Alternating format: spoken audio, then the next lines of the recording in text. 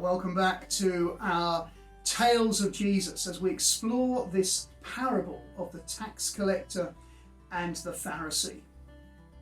And you'll remember the introduction yesterday where we are saying that this is a story Jesus told for those who felt righteous in their own eyes and looked down on others. And there are two characters who go up to pray in the temple in Jerusalem. One is a tax collector and the other is a Pharisee. What or who was a Pharisee? Well, a Pharisee at the time of Jesus in the Gospels gets a really bad press, but that's only part of the story. The Pharisees were not the rich, elite, ruling Jews who were called Sadducees. Rather, they were people who were with the common people. They were part of them. They were learned, they understood their Bible, the Torah, the Old Testament to us, and they interpreted it so that people would not break it. And they made sure by adding rules sometimes, or certainly interpreting the rules, so that no one could possibly break it. They were devoted to God. They wanted to do what God wanted. And yet they started to get led astray by this piling rule upon rule. The Pharisees, in fact, were hypocrites very often, but not always. And there were some good Pharisees as well, and we meet some of those in the Bible. So the Pharisee was a bit of a mixed bag, often in opposition to both John the Baptist and Jesus, but often also doing good things, believing in the resurrection, for example. And so we come to this particular Pharisee, who we are told is self-righteous.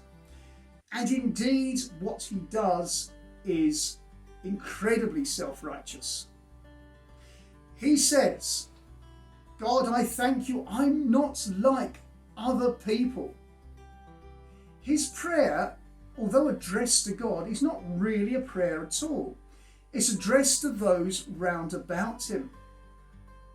We read that he stood by himself and prayed. And this was because he would not want to be polluted by those he considered unclean, who, according to the law, may not have been clean. He was so keen on being seen to be righteous, he wouldn't associate with others. And he says he's not like robbers or evildoers or adulterers. He says, "I fast twice a week and give a tenth of all I get." This actually goes beyond the law.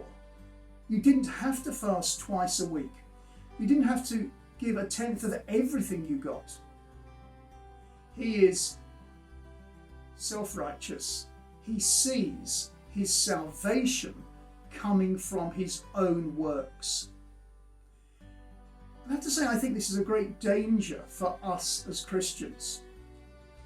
And we tend to think of the established people, the bishops or the vicars, or those held in high esteem by the church, as those who can be very self-righteous.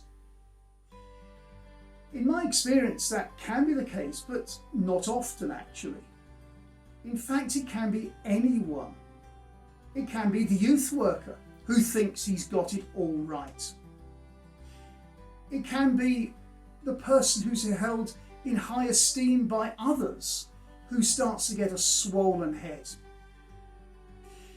There are lots of people in our church life who can start to be self-righteous.